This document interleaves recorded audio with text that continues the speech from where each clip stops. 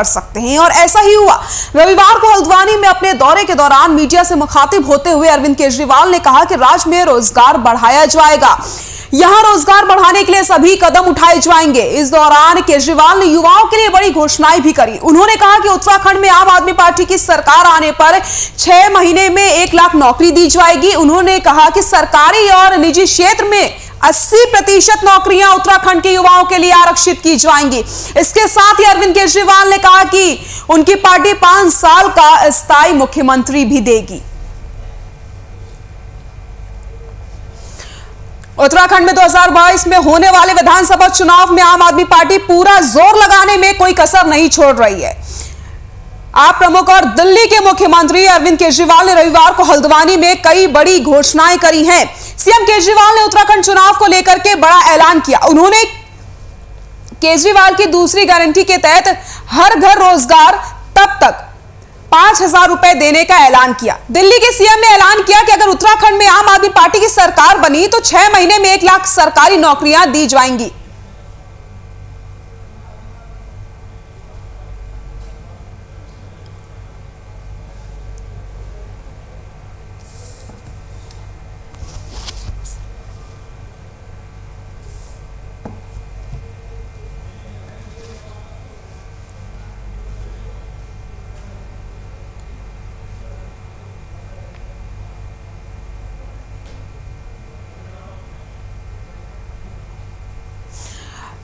दिल्ली के मुख्यमंत्री अरविंद केजरीवाल हल्द्वानी दौरे पर पहुंचे, जहां पर उन्होंने मीडिया से मुखातिब होते हुए कई मुद्दों पर बात की है। और सबसे बड़ी बात, उन्होंने बेरोजगारी के मुद्दे पर प्रहार किया है। कई नौकरियों देने का उन्होंने ऐलान कर दिया। और इसी मुद्दे पर चर्चा करने के लिए सीधे आपको ले चलते हैं देहरादून स्टूडियो।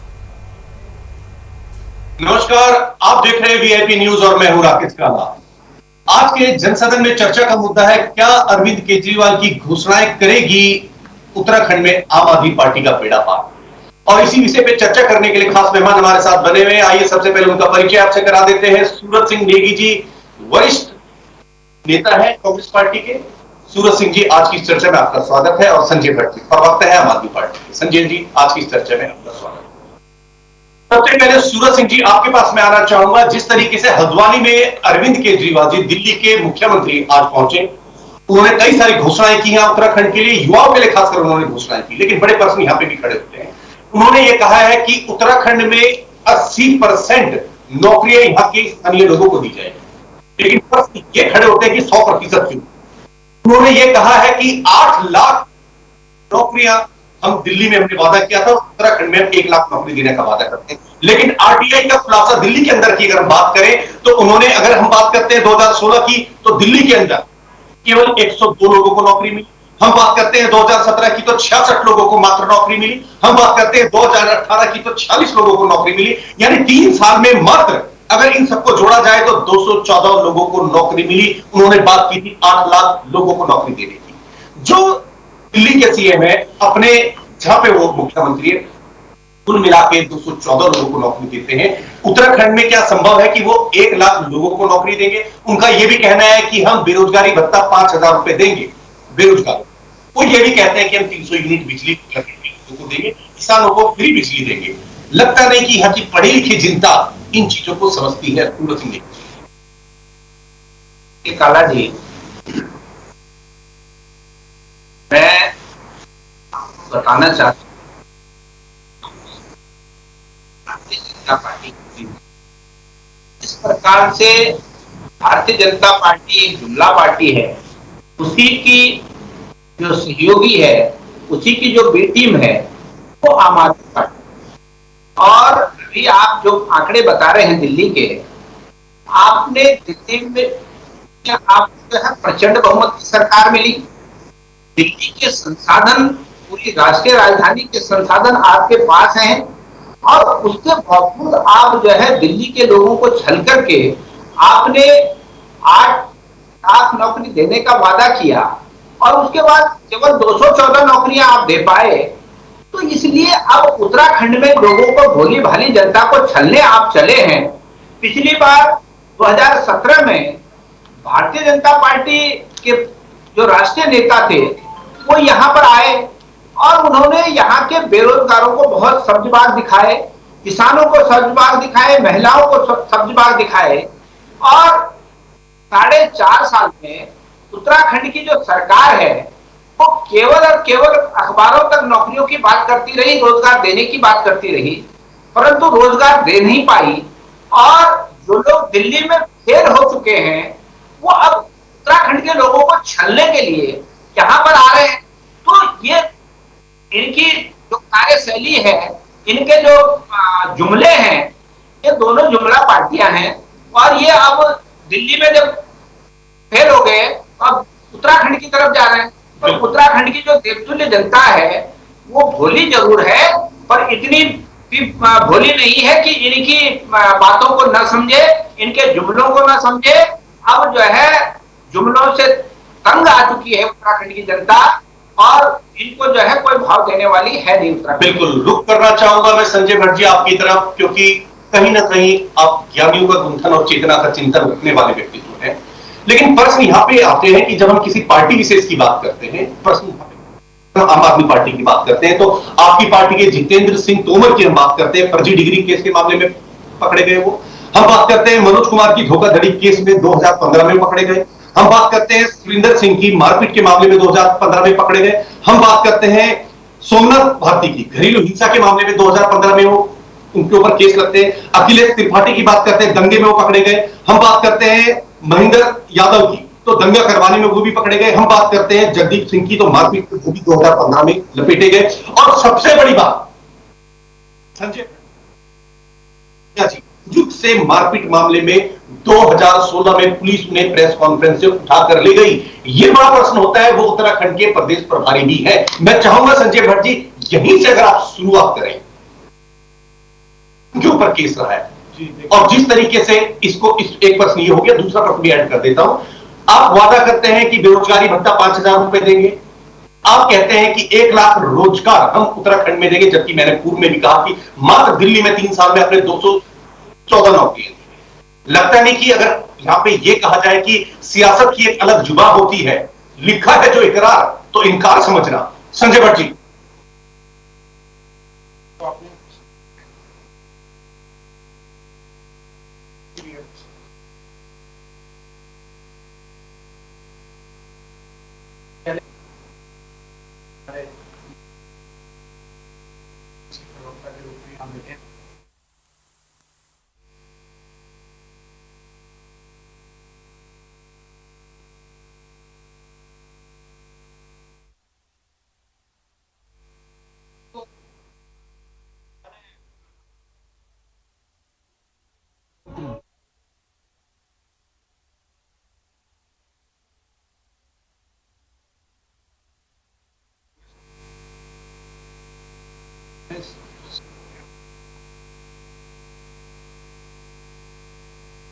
कुछ तो आती ये सब इंगित करता है कि केजरीवाल जी ने वहां काम दिया, लोगों ने वहां काम किया। उत्तराखंड से भी कहते हैं 30-40 लाख लोग वहां उत्तराखंड के भी रहते हैं दिल्ली में, उनको भी वहां रोजगार जो पलायन हुआ वो पलायन के बाद वहां गए, आज गए या वर्षों पहले गए, लगातार गए और उनको वहां रोजगार मिला है। सरकारी ना होकर गैर सरकारी मिला, रोजगार तो मिला ही है, चाहे वो किसी भी सरकार के दौरान मिला, ये तो सत्यता है।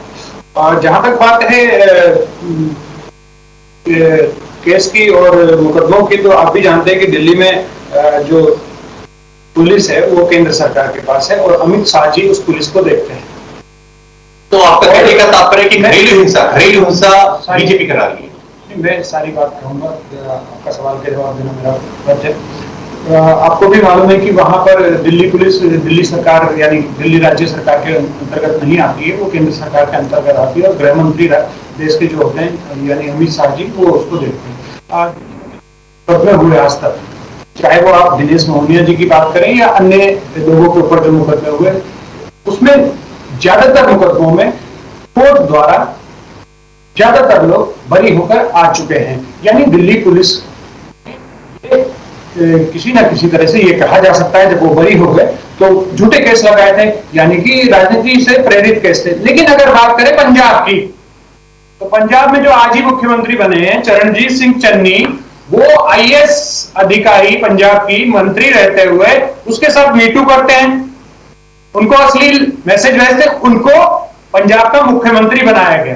जी बिल्कुल बिल्कुल बिल्कुल। मैं सूरज सिंह नेगी जी आपकी तरफ रुख करना चाहूंगा। बड़ी स्मार्टली संजय भट्ट जी ने यहाँ पे ट्विस्ट कर दिया है यहाँ पे बात को। लेकिन सूरज सिंह जी, अगर हम बात करते हैं फिर आम आदमी पार्टी की, क्योंकि आज उसी के ऊपर हमारी डिबेट है, क्योंकि अरविंद केजरीवाल जी हल्द्वानी में पहुंचे थे, आज उन्होंने तिरंगा संकल्प यात्रा भी निकाली। अगर मई 2021 की बात करते हैं तो बेरोजगारी दर जो दिल्ली में थी वो थी 45.6%। वो कहते हैं 8 लाख नौकरी देंगे, 214 नौकरी देते हैं। महिलाओं की स्थिति अगर देखी जाए वो और भी खराब है, 67.7 बेरोजगारी दर है दिल्ली के अंदर। वो बात करते हैं कि 1 लाख नौकरी उत्तराखंड के अंदर देंगे। सूरज सिंह नेगी जी। देखिए काला जी, मैंने पहले ही कहा कि जो रोजगार देने की बात है, रोजगार देने के लिए दिल्ली के जो अरविंद केजरीवाल जी की सरकार है वो बिल्कुल फेलियर साबित हुई है। और जब आप एक जगह फेल हो जाते हैं तो दूसरी जगह जब आप रोजगार देने की बात करेंगे तो कोई भी आदमी आपकी बात पर विश्वास नहीं करने वाला है।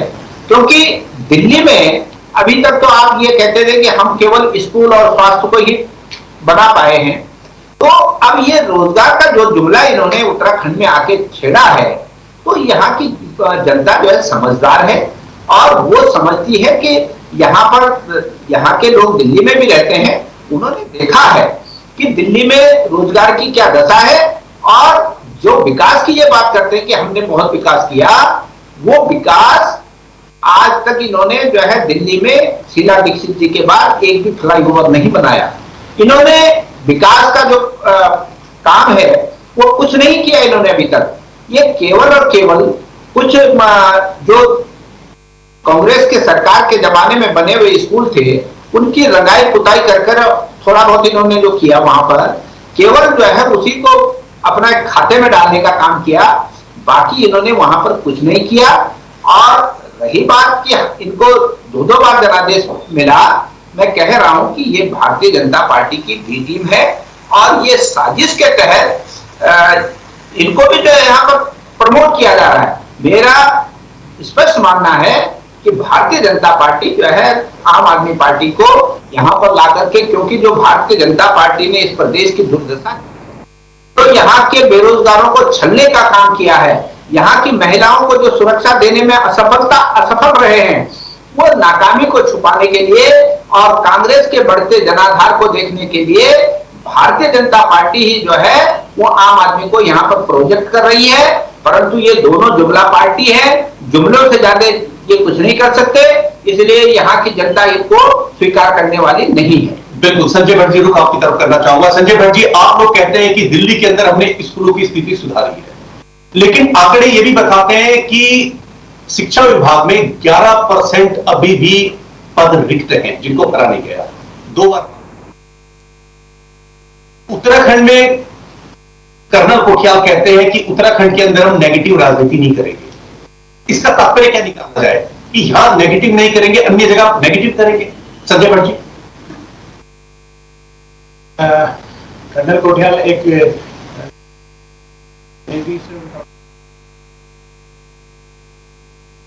पार्टी में शामिल हुए हैं और वो उनका सीधा और सरल स्वभाव है, उसी सीधे और सरल स्वभाव में वो अपनी बात कहते हैं। और कर्नल कोठियाल क्योंकि उत्तराखंड में आम आदमी पार्टी के नेता हैं, वो राष्ट्रीय लेवल पे नहीं है, तो वो यहीं की बात करें तो ज्यादा अच्छा रहेगा।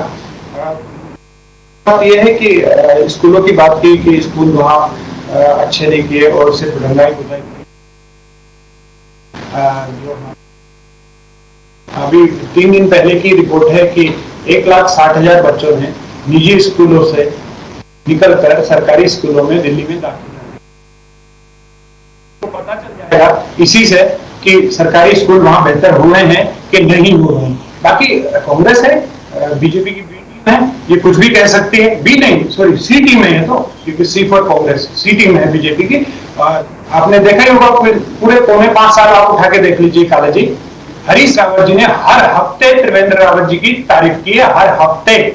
कोई ऐसा हफ्ता नहीं था जिस हफ्ते हरीश रावत जी मुख्यमंत्री त्रिवेंद्र रावत जी की तारीफ करते ना थकते ना हो, और उनके जाने के बाद भी उनकी तारीफ करते हैं। यही नहीं, ढेंचा बीज घोटाले में त्रिपाठी आयोग ने कहा कि मंत्री दोषी हैं, यानी त्रिवेंद्र सिंह रावत जो कृषि मंत्री थे वो ढेंचा बीज घोटाले में दोषी हैं। हरीश रावत जी ने ऊपर कलम चला दी कि मंत्री की कोई गलती नहीं है, उन्हें बरी कर दिया, यानी भारतीय जनता पार्टी वाले जो थे मंत्री उनको कांग्रेस ने बरी कर दिया। और इनके अध्यक्ष जो अब नेता प्रतिपक्ष हैं, पूरे 5 साल जब तक वो नेता प्रतिपक्ष नहीं बने, अब की बात मैं नहीं कह रहा हूं क्योंकि अब नेता प्रतिपक्ष है, सरकार को उन्हें बंगला देना चाहिए, लेकिन वो सिर्फ एक अध्यक्ष थे एक पार्टी के और एक विधायक थे।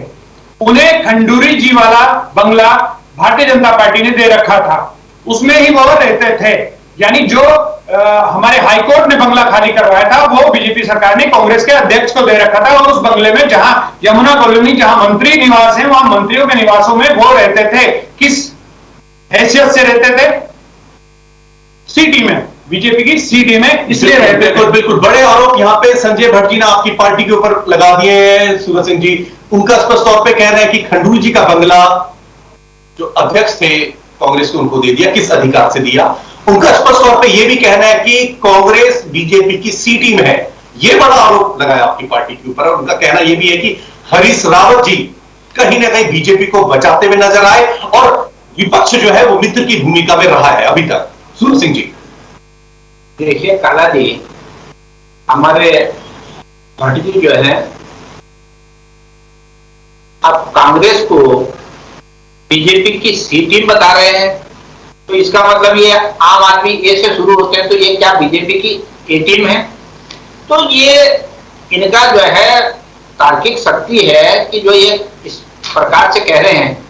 और जहां तक बंगले की बात है, कांग्रेस जो है प्रमुख विपक्षी दल है और उत्तराखंड में ये परंपरा रही है कि प्रमुख विपक्षी दल का जो अध्यक्ष होंगे उनको जो है सरकारी बंगला दिया जाएगा, तो ये उसके तहत है। अगर ऐसा नहीं है तो भारतीय जनता पार्टी के भी जो प्रदेश अध्यक्ष रहे हैं उनके पास भी सरकारी आवास रहा है, और प्रीतम सिंह जी क्योंकि विधायक थे उस आवास तो सरकारी उनको मिलना ही चाहिए। तो ये इनका सरकारी है। विधायक हॉस्टल में बंगला नहीं, विधायक प्रदेश अध्यक्ष को भट्ट जी, प्रदेश अध्यक्षों को सरकारी आवास जो है मिलता रहा है। और कोई नियम बताएं? उत्तराखंड में कोई नियम, सामान्य परंपरा है, सामान्य परंपरा है। और जहां मुख्यमंत्रियों का ये नियम था, उसको नैनीताल हाईकोर्ट ने खत्म कर दिया इलाहाबाद हाईकोर्ट के बाद। आप जो है आप अध्यक्ष की बात कर रहे हैं, क्यों नहीं गए कि अध्यक्ष जी को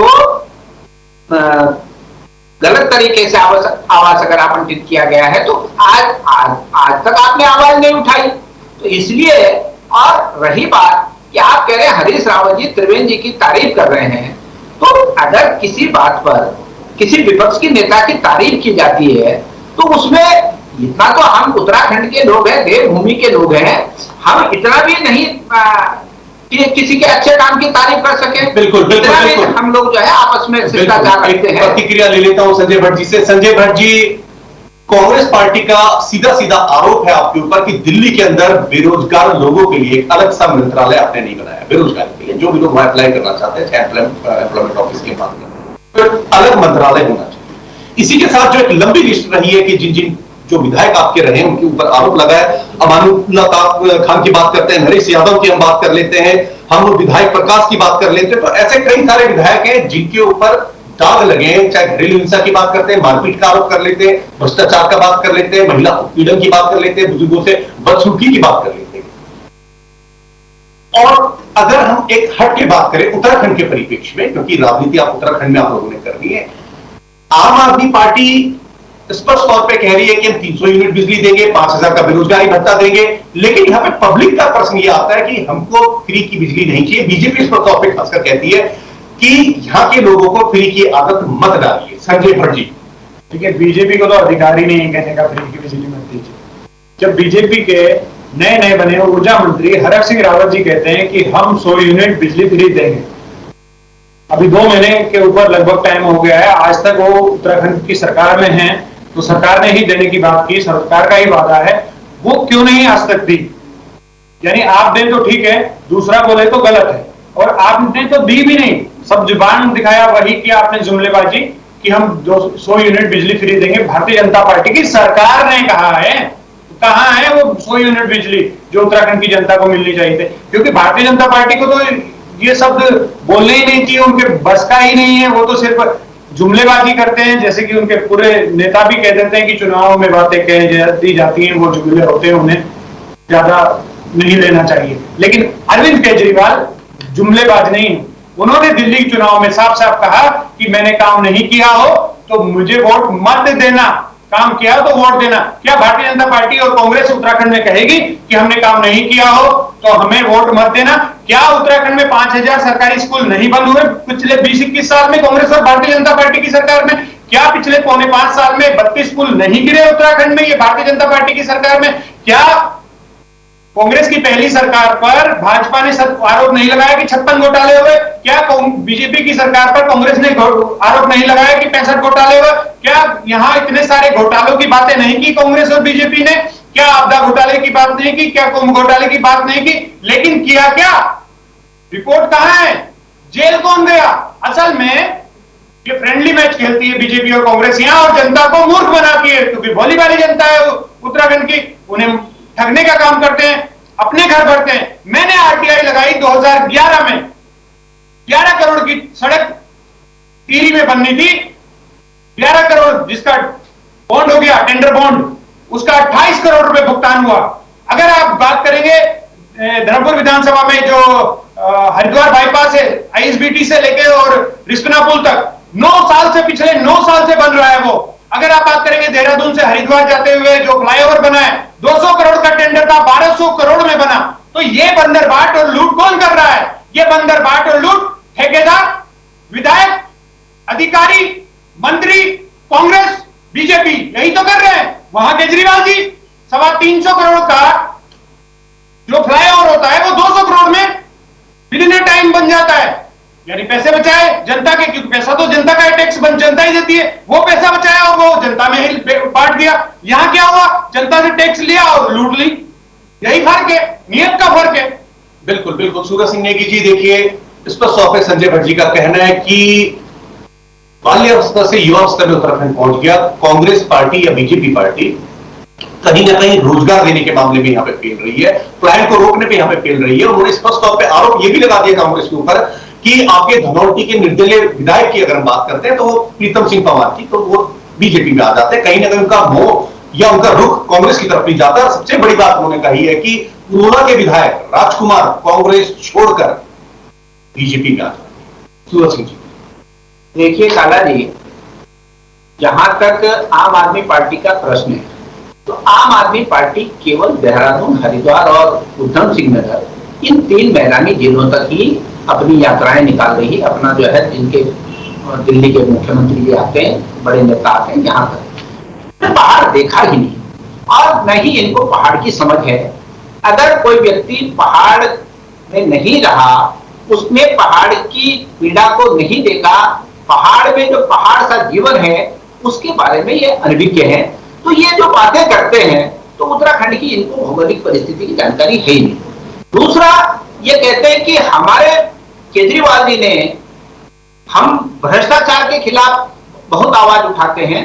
अगर हमारे माननीय भट्ट जी को याद होगा कि केजरीवाल जी अन्ना हजारे जी के साथ में 2014 में बहुत लंबा तिरंगा जो है दिल्ली में लहरा रहे थे, और इन्होंने कांग्रेस की सरकार पर बहुत सारे घोटालों के आरोप लगाए, और इनकी जो ए टीम है भारतीय जनता पार्टी, उनके भी तमाम जो है बाबाओं से लेके और तमाम लोगों से लेके सब लोगों ने जो है कांग्रेस को भ्रष्ट घोषित करने का काम किया।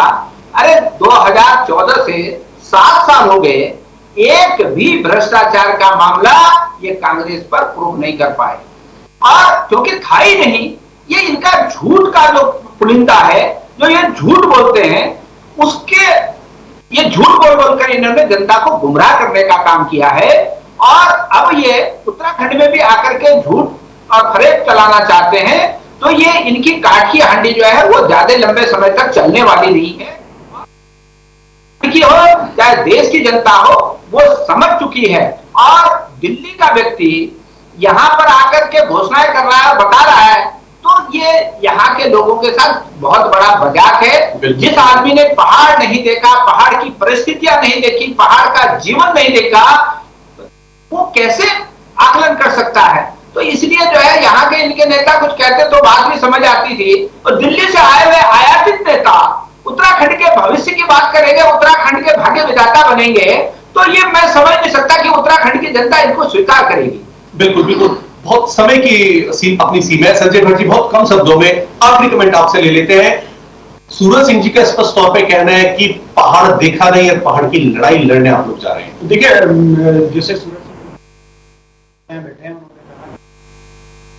करते हैं, और मेरे ख्याल से राहुल गांधी और सोनिया गांधी तो शायद झबरेड़ा में पैदा हुई, या माणा में हुई, या धनौल्टी में पैदा हुई, कहीं नहीं कहीं की होगी उत्तराखंड की।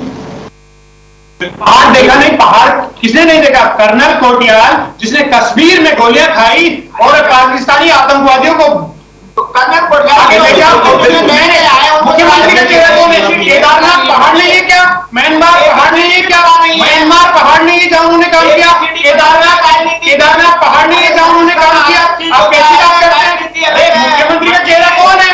पहाड़ का नहीं है तो कौन? कहाँ का है? राहुल गांधी झबरेड़ा में पैदा हुए, माणा में पैदा हुए, धनौल्टी में पैदा हुए, अनुभव नहीं है, कहाँ पैदा हुए बताएं?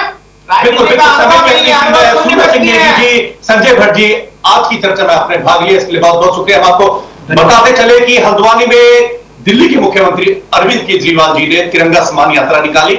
हम बात करते हैं अगर अरविंद केजरीवाल जी का, वो कहते हैं कि दिल्ली में अपने मैनिफेस्टो में लिखा था 8 लाख नौकरी देंगे, 214 नौकरी देंगे। उत्तराखंड में वो कहते हैं कि हम 1 लाख नौकरी देंगे, लेकिन प्रश्न चिन्ह ये उठता है कि दिल्ली के अंदर मात्र 3 साल के अंदर 214 नौकरी होने चाहिए। बड़े प्रश्न सीधा सीधा सूरज सिंह जी आरोप लगाते हैं कि जिन लोगों ने पहाड़ नहीं देखा वो पहाड़ की लड़ाई लड़ रहे हैं। संजय भट्ट जी कहते हैं कि कर्नल कोटियाल पहाड़ के व्यक्ति हैं, पहाड़ में पैदा हुए, पहाड़ के पुत्र हैं, लेकिन प्रश्न ये भी उठते हैं कि हजारों नेताओं में से अगर 1 या 2 व्यक्ति पहाड़ के हैं, क्या बाकी के लोग पहाड़ की लड़ाई लड़ सकते हैं? बड़े प्रश्न यहां भी खड़े होते हैं। देखते रहिए वीआईपी न्यूज। नमस्कार।